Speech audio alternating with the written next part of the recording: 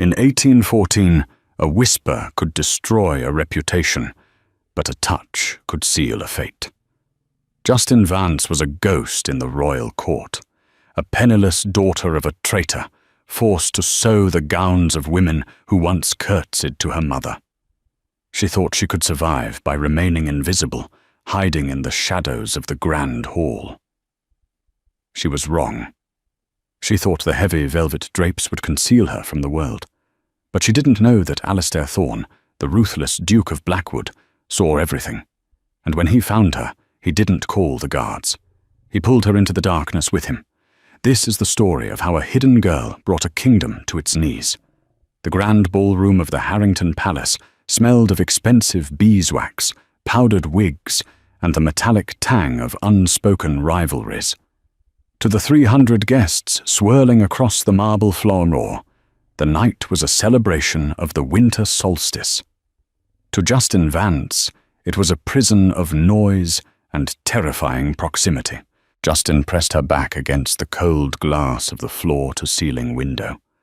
She was trembling, her breath hitching in her throat, praying that the thick crimson velvet drapes concealing her would not shift. She wasn't supposed to be here. By law, and by the cruel decree of the royal steward, the servants were to be invisible, seen only when a glass needed filling, and never, ever present during the royal waltz. But Lady Beatrice Sterling had been particularly cruel tonight. Just 10 minutes ago, in the anteroom, Beatrice had accidentally stepped on her own hem, tearing the delicate lace. She had dragged Justin into the side corridor of the ballroom, hissing for her to fix it immediately or face dismissal without pay. Justin, desperate for the 3 shillings she earned a week to buy medicine for her ailing father, had dropped to her knees, needle in hand. By the time the hem was fixed, the doors had been barred for the king's entrance. Beatrice had laughed, a cold, tinkling sound, and slipped back into the crowd, leaving Justin trapped. Now Justin stood sandwiched between the freezing window pane and the heavy drape. The music swelled, a waltz by Mozart. She squeezed her eyes shut. Just stay still, she told herself. Wait for the intermission. Then run. She was 22, but she felt like a frightened child. 5 years ago, the name Vance had commanded respect. Her father, Baron Vance, had been a celebrated diplomat until a false accusation of embezzlement by a rival, Lord Valerius, stripped them of their title and lands. Now, her father coughed blood in a damp cottage in the East End, and Justin mended stockings for the women who used to be her friends. "I detest these affairs," a deep baritone voice rumbled, so close to the curtain that Justin nearly screamed. She froze.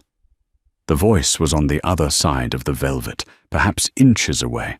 "You must make an effort, Alistair," another voice replied, lighter, nervous. "The king is watching, and Lady Genevieve has been asking for you." "Genevieve asks for my title, not me," the deep voice replied.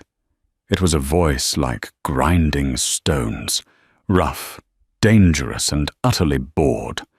"I am going to stand by the window, Arthur. If anyone asks, tell them I am contemplating the structural integrity of the architecture." Justin's heart hammered against her ribs like a trapped bird. She knew that voice. Everyone in England knew that voice. It belonged to Alistair Thorne, the Duke of Blackwood. They called him the Iron Duke. He controlled half the shipping trade in London and had a reputation that made grown men shudder. Rumours swirled that he had killed a man in a duel over a horse, and that he had banished his own stepmother to a nunnery. He was the most eligible and most terrified bachelor in the peerage, and he was standing right in front of her hiding spot. "Suit yourself, Your Grace," the lighter voice sighed, fading away as the other man retreated into the crowd. Silence settled near the window, though the music raged on. Justin held her breath. She could smell him through the gap in the curtains, a sharp, clean scent of sandalwood, tobacco, and the cold winter air clinging to his coat. She needed to sneeze. The dust from the old velvet was tickling her nose. Panic flared in her chest. She pinched the bridge of her nose, eyes watering. No, please. She held it back, her body shaking with the effort. but in her struggle, her elbow knocked against the glass pane. It was a faint sound, thud, but to Justin, it sounded like a cannon blast. On the other side of the curtain, the presence shifted. The air grew heavier. "Who is there?" The Duke's voice was no longer bored. It was a blade unsheathed. Justin squeezed her eyes shut. If she was found, she would be arrested. Servants lurking at a royal ball were often accused of theft or espionage. She could not speak. "I said," the voice came lower, right against the fabric, "come out." Suddenly the heavy velvet was ripped back. Justin gasped, the sudden influx of candlelight blinding her. She threw her hands up to shield her face, cowering against the glass. Towering over her was a man of immense stature. Alistair Thorne was everything the rumours promised, broad-shouldered, with hair as black as a raven's wing and eyes the colour of a stormy sea. He wore all black, a stark contrast to the peacocks of the court. His expression was one of thunderous fury. "A spy!" he snarled, reaching out. "No!" Justin whispered, the word barely audible. She lowered her hands, revealing her face. She knew she looked a fright, her brown hair escaping her servant's cap, her grey wool dress patched and dull against the gold leaf of the ballroom. "Please, Your Grace, I am no one." Alistair froze. His hand, halfway to grabbing her shoulder, paused in the air. He looked at her. Really looked at her. He saw the frayed cuffs of her sleeves. He saw the needle and thread still clutched in her trembling hand. And then his gaze rose to her eyes, eyes of a striking, unusual violet hue. Recognition flashed across his stoic face, a memory from a lifetime ago. "Vance," he whispered, the name falling from his lips like a prayer.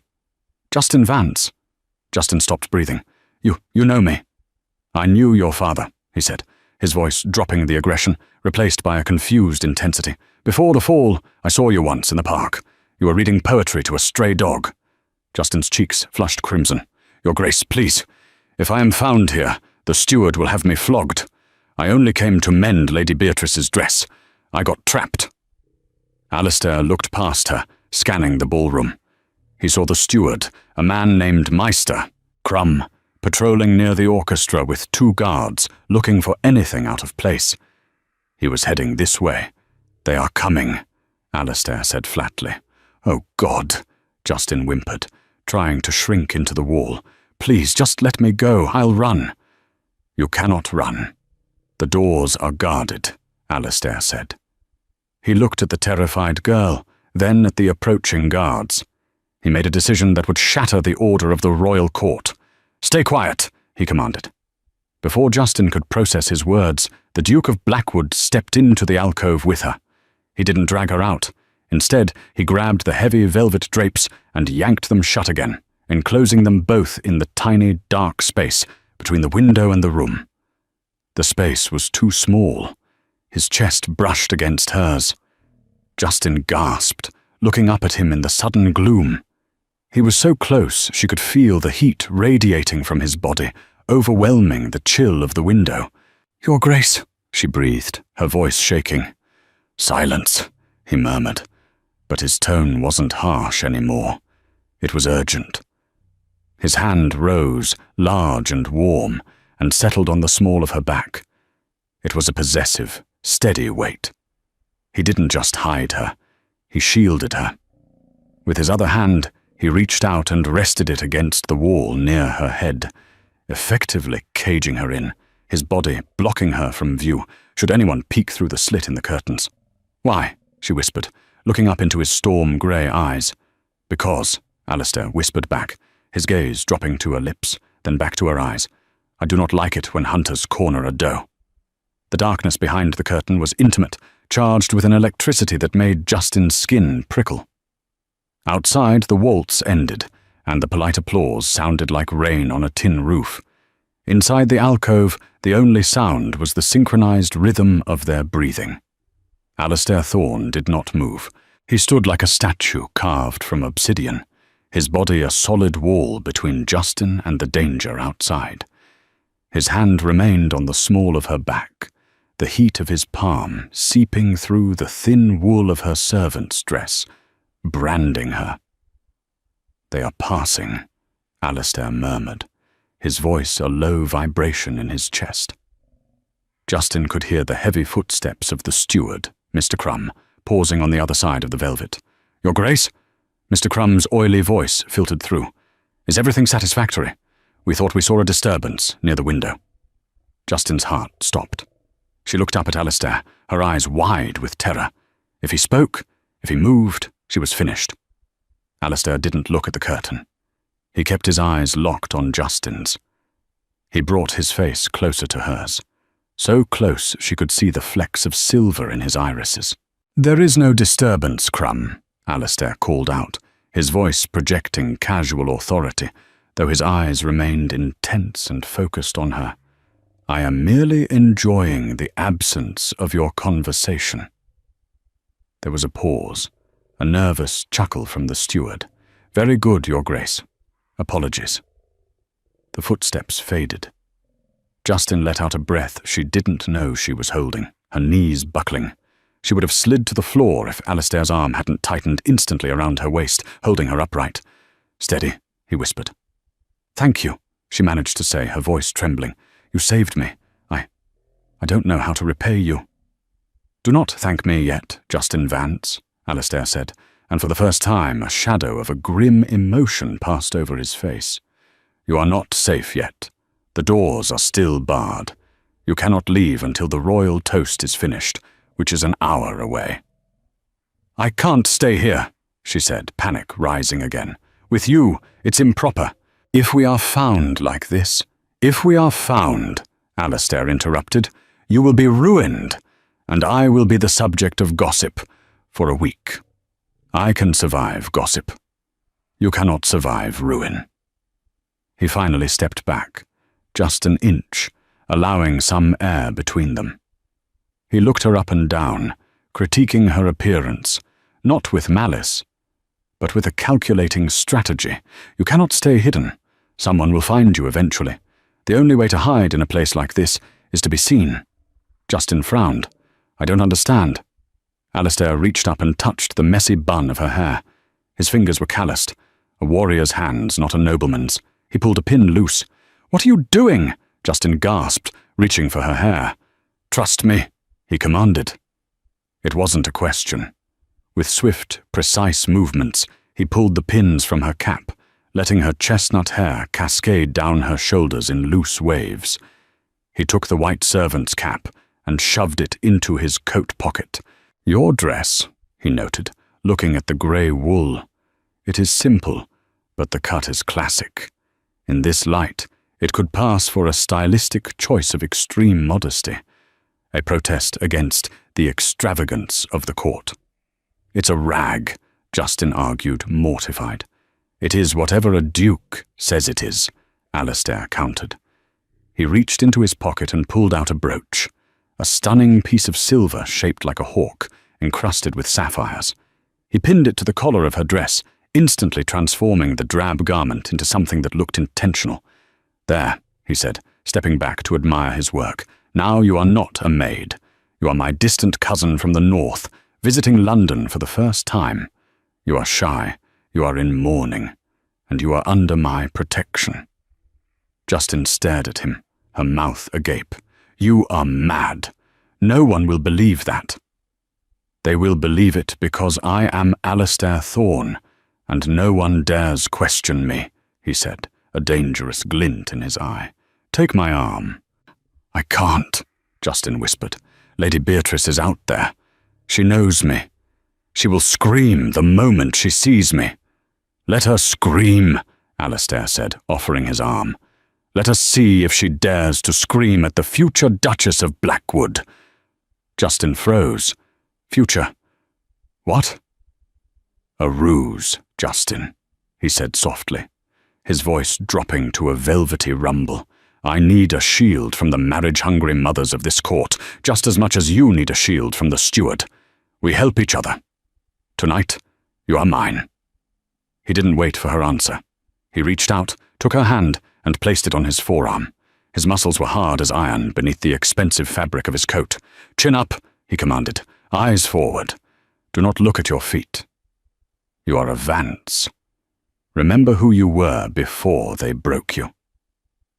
Justin felt a spark of something she hadn't felt in years. Pride. She looked at this terrifying, powerful man who had stepped out of the legends to save her. She took a deep breath, smelling the sandalwood and danger. "Ready?" he asked. "No," she admitted. "Good," Alistair smirked, a crooked, devastatingly handsome expression. "Fear makes the performance convincing." He ripped the curtains open. The light of 1,000 chandeliers hit them. The hum of conversation in the nearby area died instantly.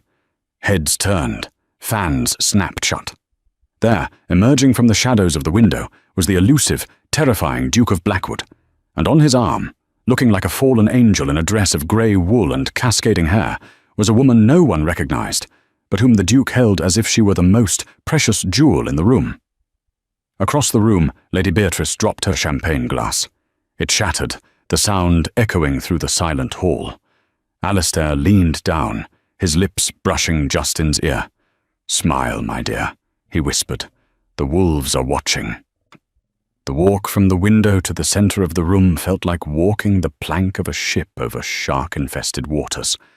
Justin's fingers gripped Alistair's sleeve so tightly her knuckles turned white. Every eye in the room was a physical weight. She could hear the whispers starting, like the hissing of steam. "Who is she?"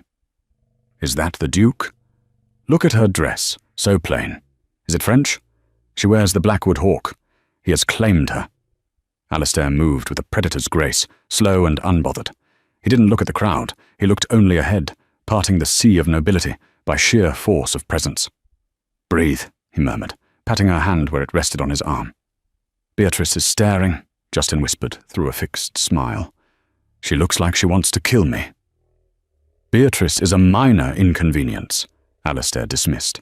"Focus on the man approaching from the left. Lord Valerius."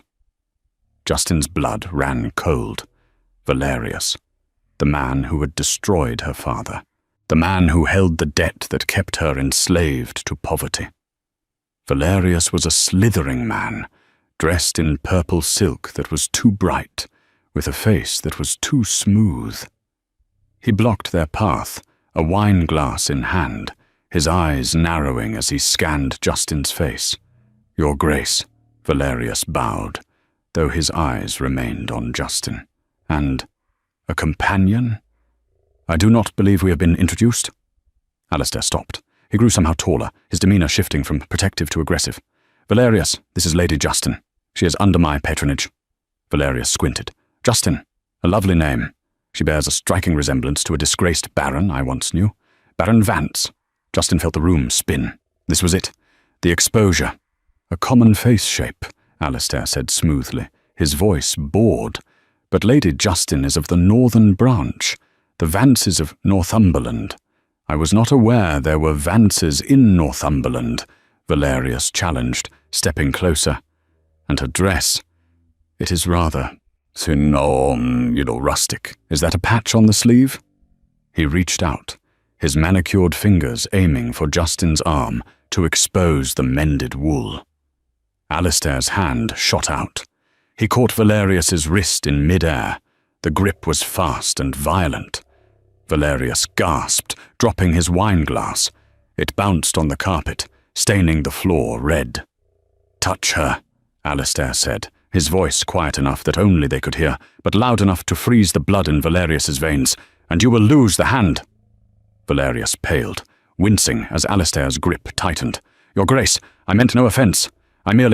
You merely forgot your place," Alistair snarled. He shoved Valerius's hand away with disgust. "Lady Justin is tired. She finds the air in this corner of the room polluted." Alistair guided Justin past the stunned Count, leaving him rubbing his bruised wrist. Once they were out of earshot, Justin felt tears pricking her eyes. He knows who I am. He will destroy you to get to me." "Let him try," Alistair said, leading her towards the balcony doors. I have wanted a reason to crush Valerius for a decade. Today, you gave me one. Why? Justin stopped, pulling him to a halt near the open terrace doors. The cold night air rushed in, cooling her flushed face. Why do you hate him? Why do you care about a maid you met 10 minutes ago? Alistair turned to her. The moonlight caught the sharp angles of his face, making him look less like a monster and more like a lonely king. Because, Justin, he said, his voice rough with honesty, my father was a gambler. He lost everything before he died. I clawed my way back to this title. I know what it is to be looked at like dirt by men like Valerius. I saw you behind that curtain, terrified and alone. And I saw myself. He reached out, his hand cupping her cheek. His thumb brushed over her skin, rough but gentle. And, he added, his voice dropping to a whisper, you have the most sorrowful eyes I have ever seen. I find I cannot bear to see them frightened. For a moment, time stopped. The ball, the danger, the debt. It all faded. There was only the heat of his hand on her face and the magnetic pull between them. Justin leaned into his touch, her eyes fluttering shut. Alistair! The shrill voice shattered the moment. Lady Genevieve, the woman Alistair was rumoured to be courting, marched towards them, surrounded by a gaggle of whispering ladies. She was beautiful, blonde, and looked absolutely furious. Who is this? Genevieve demanded, pointing a fan at Justin. And why is she wearing the Blackwood hawk? That brooch is an heirloom. Alistair sighed, his hand dropping from Justin's face, though he stepped in front of her again. Genevieve, he said wearily. Don't you Genevieve me, she shrieked. You promised me the first waltz, and instead you drag this drab little creature out of the curtains? Who is she? Alistair straightened his spine. He looked at Genevieve, then at the crowd gathering to watch the drama. He looked at Justin, who was trembling but standing tall, trying to be the lady he commanded her to be. He made a choice. He decided to burn the bridge completely. She is not a creature, Genevieve, Alistair announced, his voice ringing through the hall. She is the woman I intend to marry. Gasps erupted like gunfire across the ballroom. Justin whipped her head toward him, shock overriding her fear. Marry? She squeaked. Alistair looked down at her, a mischievous, wild light in his eyes. Well, he whispered to her, I told you it had to be convincing. The carriage door slammed shut, cutting off the crisp night air and the dull roar of the stunned crowd outside the palace. The interior of the Duke's carriage was lined with dark leather and smelled of brandy and polished wood. Justin collapsed against the squabs, her breathing ragged. The adrenaline that had sustained her through the ballroom was fading, replaced by a cold, shaking terror. You are insane, she whispered into the darkness. You told the king's court you would marry a seamstress. When they find out who I really am. Alistair sat opposite her, his long legs stretched out, his expression unreadable in the flickering light of the passing street lamps. He didn't look insane. He looked calculated. They will not find out, Alistair said calmly. He rapped on the roof of the carriage with his cane, signaling the driver to move. The horses lurched forward, hooves clattering on the cobblestones, because as of this moment, Justin Vance, the seamstress, no longer exists. You are Lady Justin, my reclusive ward turned fiancé. Valerius knows, she argued, leaning forward, her hands gripping her knees. He recognized my face. He ruined my father. Do you think he will let this slide? He will dig until he finds the truth. Valerius is a leech, Alistair said with a sneer, and like a leech, he falls off when you apply heat. I am the heat. He reached into the inner pocket of his coat and pulled out a silver flask. He offered it to her. She shook her head. He took a swig, his eyes never leaving hers. Listen to me, Justin. I did not do this merely to save a damsel in distress, though I admit, seeing you terrified behind that curtain stirred something in me. I did this because I need a wife. Justin blinked. You are the Duke of Blackwood. You could have any woman in England. Exactly, he said, his voice hard. and they are all vultures. Genevieve wants my title, the others want my fortune. My stepmother wants me to marry her niece, to secure her own position. I need a woman who wants nothing from me." He leaned forward, his elbows on his knees, invading her space again. "You, Justin, want survival. You want to protect your father. I can give you that. I will move your father to my private estate in the country tonight. My personal physician will attend to him. He will live in comfort for the rest of his days." Justin felt a lump form in her throat. "You would do that?" "I pay my debts," Alistair said. "In exchange, you will marry me. You will run my household. You will host my balls, and you will keep the vultures away. It will be a marriage in name. You will have your own wing of the house. I will not touch you unless you wish it." The carriage hit a bump, and for a second their knees brushed. Justin felt a jolt of electricity shoot up her leg. "Unless you wish it." The way he said it, low, smoky, made her breath hitch. "And if I refuse?" she asked quietly. Alistair sat back, his face cast in shadow. "Then I open this door, and you walk back to your cold attic and your dying father, and wait for Valerius to come for you. Because he will. You embarrassed him tonight." It wasn't a threat. It was a fact. Justin looked out the window at the passing London fog. She thought of her father, coughing into a blood-stained handkerchief, shivering under thin blankets. She thought of Beatrice's cruelty. She thought of the hunger that gnawed at her belly every night. She turned back to the Duke. "I have conditions," she said, her voice finding a sudden steel. Alistair raised an eyebrow, intrigued. "Do you now?" "My father is never to know I was a servant. He thinks I am a governess. If he knew I was mending hems on my knees—" "Agreed," Alistair nodded. "He will be told you charmed me at a library. And," Justin continued, her hands trembling but her chin high, "I will not be a prisoner. If I am to be a duchess, I will have the authority of one. I will not be locked away like a dirty secret." Alistair's lips curled into a slow, genuine smile. It transformed his face, making him look devastatingly boyish. "A dirty secret?" He chuckled darkly.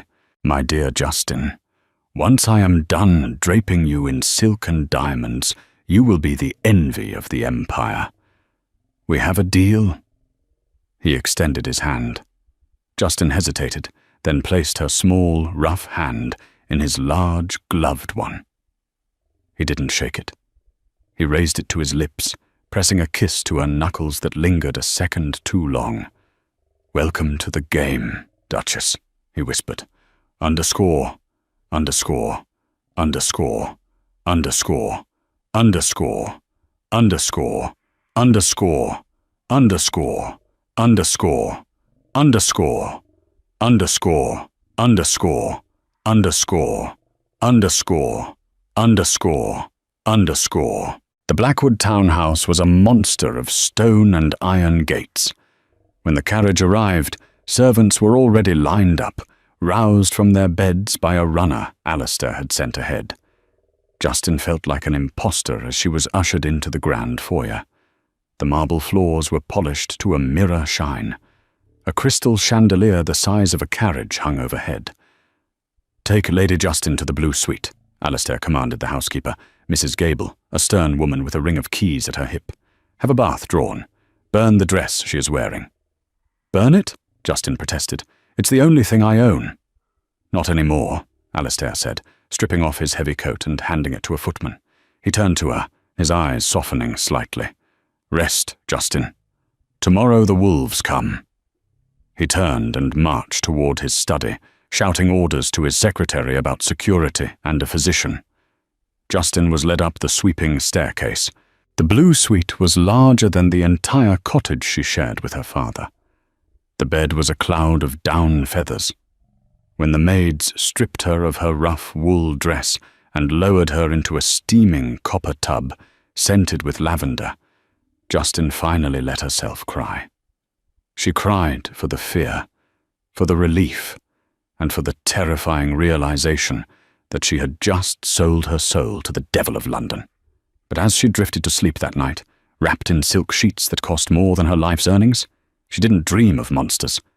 She dreamed of grey eyes and a steady hand on the small of her back. 3 days passed in a blur of activity. Justin was poked, prodded, and polished. Modistas from Bond Street arrived with bolts of velvet and satin. A tutor was brought in to refresh her knowledge of court etiquette, though Alistair had dismissed him after an hour, claiming Justin had more natural grace than the Queen herself. Her father, Baron Vance, had been moved. Alistair had been true to his word. He was installed in the west wing of the manor, attended to by the best doctors. When Justin visited him, he looked cleaner and more peaceful than he had in years. He believed the story, that Alistair was an old admirer. "He is a good man, Justin," her father had wheezed, clutching her hand. "Stern, but good. I can rest easy knowing you are safe." Safe. Justin wanted to believe it, but the atmosphere in the house was tense. Letters arrived hourly for the Duke, some congratulatory, some threatening. Alistair was often locked in his study, shouting at his solicitors. On the 4th day, Alistair had to leave for Parliament. "Stay inside," he warned her, adjusting his cuffs in the foyer. "Valerius has been quiet. Too quiet. I have guards at the gate, but do not leave the grounds." "I will be fine," Justin said, straightening his lapel. The gesture was domestic, instinctive. Alistair froze, looking down at her hand on his chest. For a moment the mask slipped. He leaned into her touch. "You look beautiful, Justin." She was wearing a gown of deep emerald green, high-necked but fitted, highlighting her slender figure. "I feel like a doll." "You are a weapon," he corrected. "Sharpen your edges." He kissed her forehead and left. 2 hours later, a visitor arrived. Justin was in the library trying to read a history of the Napoleonic Wars when Mrs. Gable entered, looking pale. "My lady," the housekeeper said nervously, "there is an delivery for you at the service entrance." "A delivery?" Justin frowned. "Why not the front door?" The man insisted. "He said it concerns your father's medicine." Panic flared in Justin's chest. She dropped the book and ran. She hurried through the kitchens, ignoring the startled cooks, and burst out into the cold alleyway behind the townhouse. A cart was waiting there, laden with barrels. A man stood with his back to her, wearing a hooded cloak. "What is it?" Justin demanded. "Is my father ill?" The man turned. It wasn't a doctor. It was Lord Valerius. He smiled, a reptilian baring of teeth. "Lady Justin, or should I say, Seamstress Vance?" Justin stepped back, reaching for the door handle, but 2 large thugs stepped out from behind the barrels, blocking her retreat. "What do you want?" she hissed. "The Duke will kill you if he finds you here." "The Duke is busy debating tariffs in Parliament," Valerius said, stepping closer. He held up a small piece of paper. "And I am busy cleaning up the peerage." He waved the paper. "Do you know what this is? It is a promissory note. From your father. It seems he gambled quite heavily before his fall. A debt I purchased yesterday." "My father hasn't gambled in years," Justin spat. "Old sins cast long shadows," Valerius shrugged. "The law is clear. If the debt is unpaid, the debtor goes to Marshalsea prison. A man in your father's condition, he wouldn't last a week in those cold, rat-infested cells." Justin felt the blood drain from her face. "Alistair will pay it. Name your price." "I don't want the Duke's money," Valerius sneered. His eyes roamed over her emerald dress with disgust. "I want to break him. Thorne thinks he is untouchable. He thinks he can mock me in front of the court and elevate a beggar to a duchess." Valerius stepped into her personal space, smelling of stale wine and malice. "Here is the deal, little seamstress. You are going to be my eyes and ears inside Blackwood House. I want to know his shipping routes. I want to know who his allies are in the investigation against the Crown's treasury. I want his private ledgers." "I will never betray him," Justin said, her voice shaking but defiant. "No?" Valerius snapped his fingers. One of the thugs pulled a dirty cloth bundle from the cart and threw it at Justin's feet. It unrolled to reveal her father's favorite pocket watch, the one he kept under his pillow. "We were in his room 10 minutes ago," Valerius whispered. "The guards watch the gates, Justin, not the tunnels. Next time, I take him, or I simply smother him with his own pillow." Justin stared at the watch. The world tilted on its axis. "You have 24 hours, Valerius said, stepping back onto the cart. "Find me something damaging on the Duke. Evidence of smuggling, bribery, anything I can use to strip him of his title.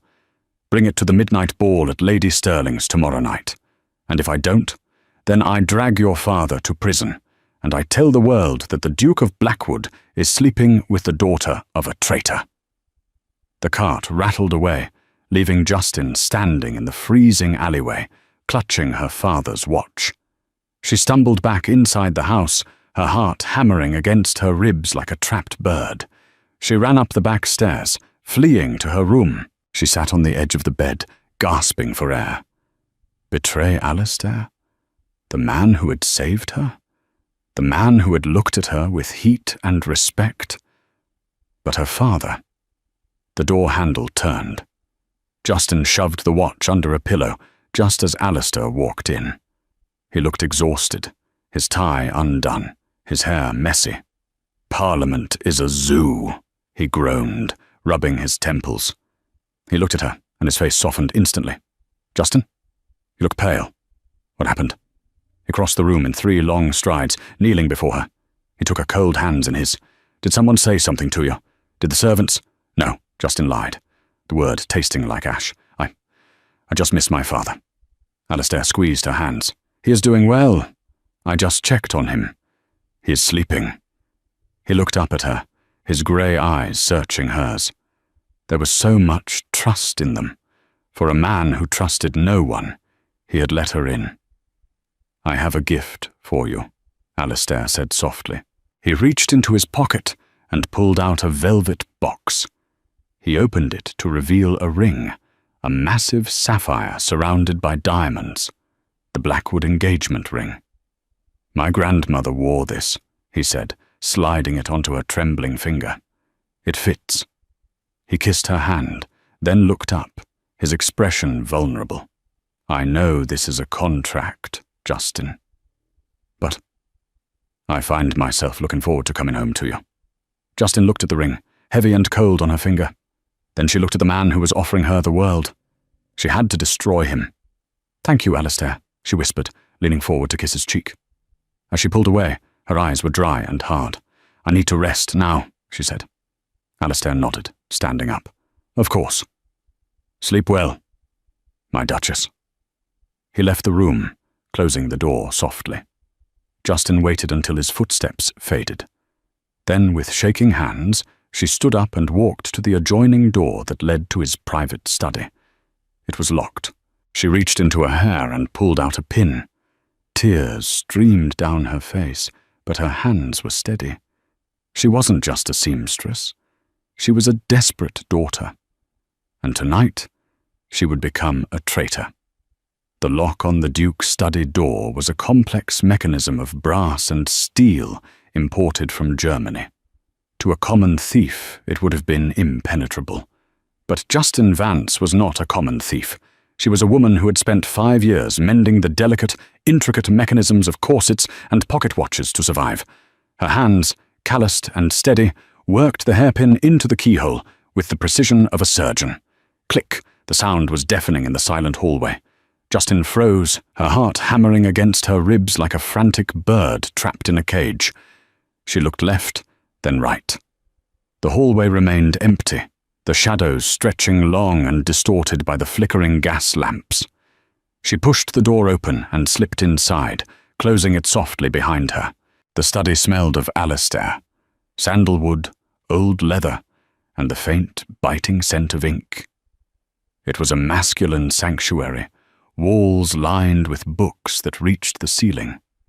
Moonlight poured through the heavy velvet curtains, illuminating the massive mahogany desk that dominated the center of the room. Justin approached the desk as if it were a sleeping beast, Her hands were shaking so badly she had to clasp them together to stop the trembling. "I am doing this for father," she repeated in her mind, a mantra to drown out the nausea rising in her throat. "Alistair is powerful. He will survive a scandal. Father will not survive the night." She began to search. She opened drawers, sifting through correspondence from the king, trade agreements with the East India Company, and personal letters from his estate manager. Nothing incriminating.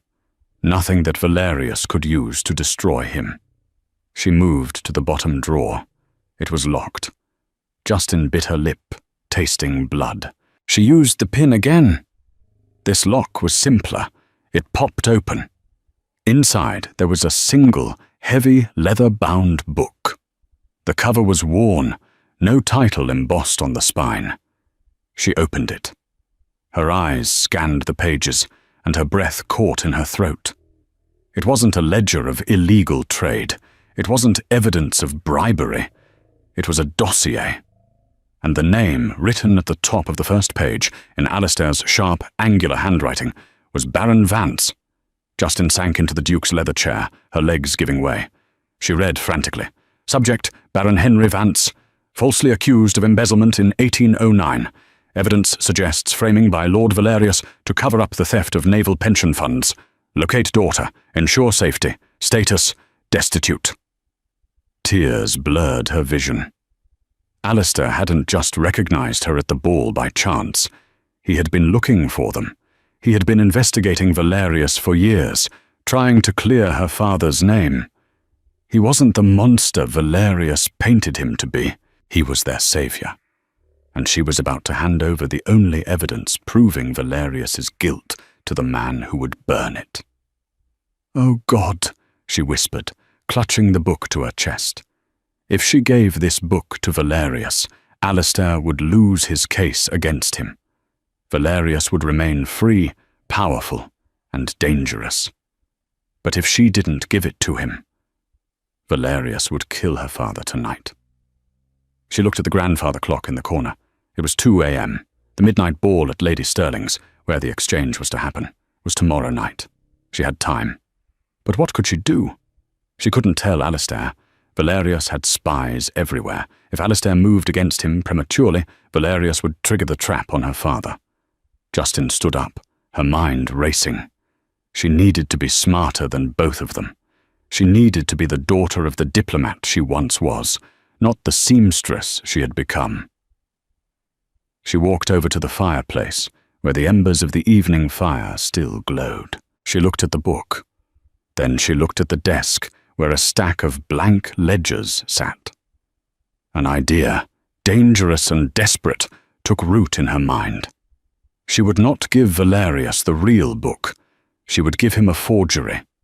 She would spend the next 20 hours copying the handwriting, falsifying the entries to look like the shipping routes he demanded, but lacing them with subtle errors that would incriminate him if he ever tried to use them. It was a gamble.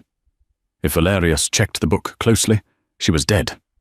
But as she looked at Alistair's handwriting, the sharp strokes of a man who fought for justice in the shadows, she knew she couldn't betray him. He had pulled her from the drapes and shielded her from the world. Now it was her turn to shield him. Justin dipped the quill into the inkwell. She didn't sleep that night. She wrote until her fingers cramped and the sun began to bleed through the curtains, turning the London fog a bruised shade of purple. Lady Stirling's midnight ball was the event of the season. The ballroom was a sea of silk, diamonds, and Venetian masks. It was a masquerade, which played perfectly into Justin's terrified hands. The mask hid her swollen eyes, and the sheer terror etched onto her pale face. She wore a gown of midnight blue velvet, commissioned by Alistair, with the sapphire ring heavy on her finger. Alistair stood beside her, magnificent in a black domino mask and a tailcoat that emphasized the breadth of his shoulders. He had been quiet all day. Justin wondered if he sensed her trepidation, or if he smelled the ink on her fingers. "You are trembling," Alistair murmured, leaning down to her ear. His breath was warm, sending a shiver down her spine that had nothing to do with the cold. "It is the crowd," Justin lied, clutching his arm tighter. "I am not used to being the center of attention." "You are doing beautifully," he said, covering her hand with his. "Stay close to me. Valerius is here. I can feel him." Justin's heart skipped a beat. You are looking for him." "I am always looking for snakes," Alistair said grimly. "I plan to end his influence tonight. I have sent my men to secure the final piece of evidence." Justin felt sick. The final piece of evidence was the book she had stolen. The real one was currently hidden beneath the mattress in her suite. The fake one was weighing down the pocket of her velvet gown. "I need some air," Justin gasped. "I will go to the terrace." "I will join you," Alistair started. "No," she said it too quickly, too loudly. She forced a smile. "Please, I just need a moment to compose myself. I will be right back." Alistair hesitated. His grey eyes searched hers through the holes of his mask. For a second, she thought he knew everything. But then he nodded slowly. "5 minutes, Justin. Then I come for you." She turned and fled towards the terrace doors. The winter air hit her like a slap. The terrace was shadowed, the noise of the party muffled by the glass doors. She walked to the far end, near the stone balustrade. "You look lovely, my dear," a voice hissed from the shadows. Valerius stepped out. He was wearing a mask of gold, grotesque and smiling. "Do you have it?" he demanded, extending a greedy hand. Justin reached into her pocket. Her fingers brushed the leather of the fake ledger. This was the moment. Life or death. "My father," she whispered. "Is he safe?" "For now," Valerius sneered. "The book." She pulled it out. "This is Alistair's private ledger. It contains the unsanctioned routes you asked for." Valerius snatched the book from her hand. He flipped it open, his eyes scanning the pages in the dim moonlight. Justin held her breath. The forgery was good. She had spent hours mimicking Alistair's hand. But was it good enough? Valerius snapped the book shut and grinned. "Excellent. With this, the Iron Duke will hang for treason. Smuggling French wine during a blockade? The king will have his head. Now let my father go," Justin demanded. "Of course," Valerius said, pocketing the book. "But there is one small change in plans." He stepped closer, grabbing her wrist. "You are not going back to him.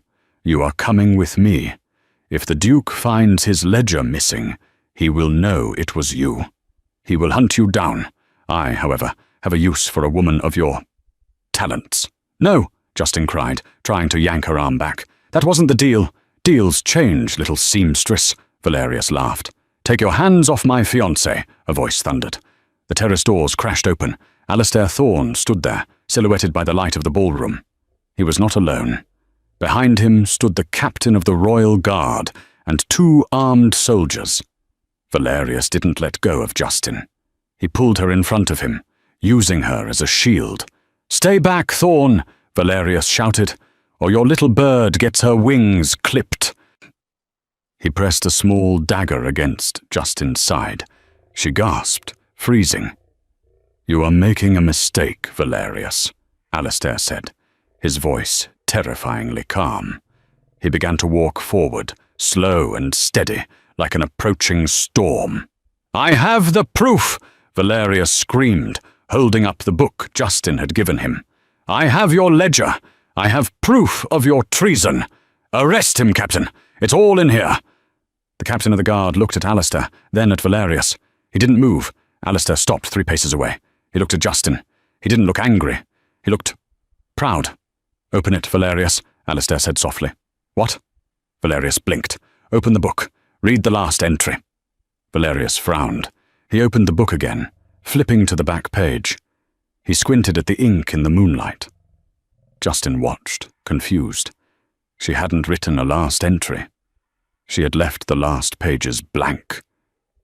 "It says," Valerius stammered, his face turning pale in the moonlight, "I, Justin Vance, hereby testify that Lord Valerius attempted to blackmail me into treason on this night, the 14th of December. Justin's mouth fell open. She hadn't written that. Valerius looked up, panic wild in his eyes.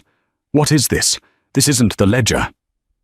No, Alistair said, a cruel smile touching his lips. It isn't. Did you really think I didn't know you were in my study, Justin? Justin stared at him. You knew? I was awake, Alistair said, his eyes locking onto hers. I heard the lockpick. I watched you from the shadows of the library balcony. I saw you find the real dossier, and I saw you choose not to take it. I saw you sit at my desk and forge a fake one for hours. He took another step forward. I switched the books before we left the house, Alistair revealed. I took your forgery and added my own addendum. And I replaced the book in your pocket.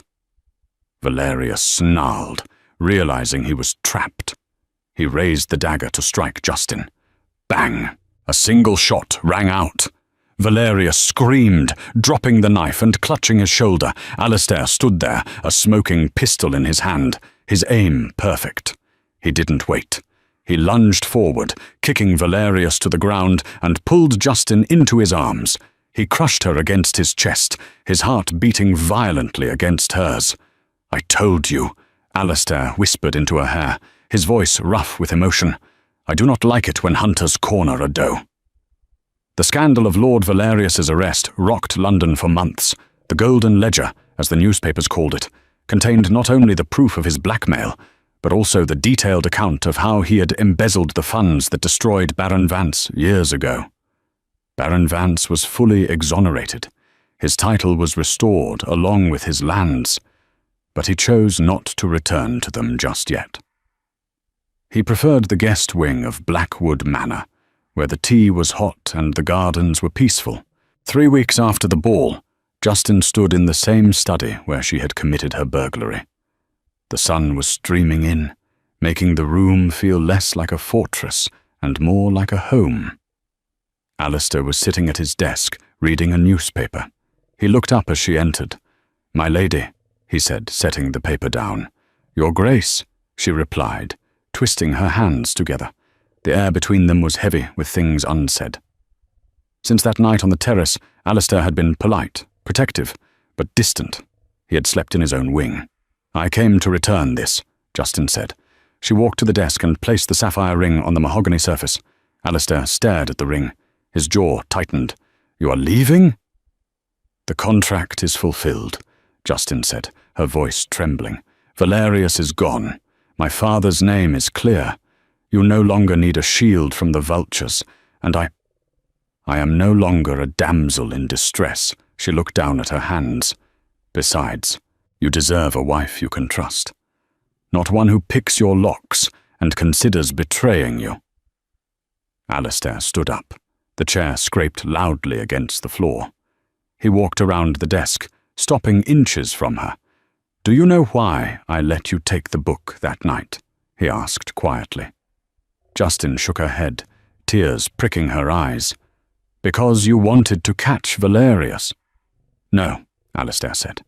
He reached out and took her hand, the one she had used to pick his lock. He ran his thumb over her calloused fingers. "I let you take it because I wanted to see who you were. If you had taken the real dossier, the one that proved my innocence, and given it to him to save your father, I would have understood. It would have been the act of a loving daughter." He stepped closer, his other hand coming up to cup her face, tilting her chin up so she had to look into his storm-grey eyes. "But you didn't. You risked your life, and your father's life, to protect me. You sat in this chair and forged a lie to save a man you thought was a monster." "I never thought you were a monster," Justin whispered. "Not after you hid me in the drapes." "Justin," Alistair said, his voice breaking. "I do not need a shield. I do not need a housekeeper. I need the woman who had the courage to break into the Duke of Blackwood's study and try to outsmart the devil himself." He picked up the ring from the desk. "I don't want a contract," he said, sliding the ring back onto her finger. "I want you. I want the thief. I want the seamstress. I want the duchess." Justin let out a sob, throwing her arms around his neck. "Alistair!" He caught her, lifting her off her feet, burying his face in her neck. "Stay," he commanded, but it was a plea. "Stay and make this cold house a home." "I'm not going anywhere," she promised. Alistair pulled back, a wicked grin spreading across his face, the same grin he had worn when he pulled her behind the velvet curtains. "Good," he said, "because I have a new lock on the bedroom door, and I'm dying to see if you can pick that one too." Justin laughed, a sound of pure joy that chased the last shadows from the room. And as the Duke of Blackwood kissed her, deep and true, Justin Vance knew she would never have to hide again. And so, the girl who hid behind the drapes became the woman who ruled the Duke's heart. Justin proved that true nobility isn't found in bloodlines or titles, but in the courage to risk everything for the ones you love. She saved her father, redeemed her family, and melted the heart of the Iron Duke, not with magic, but with bravery and a little bit of lock-picking. What did you think of Justin's choice? Would you have risked your life to forge that ledger? Or would you have given Valerius what he wanted to save your family? It's a choice no one should have to make. If you loved this story of danger, romance, and justice, please give this video a like, share, and hit that subscribe button. Thanks for watching. The Chandeliers of Ashbury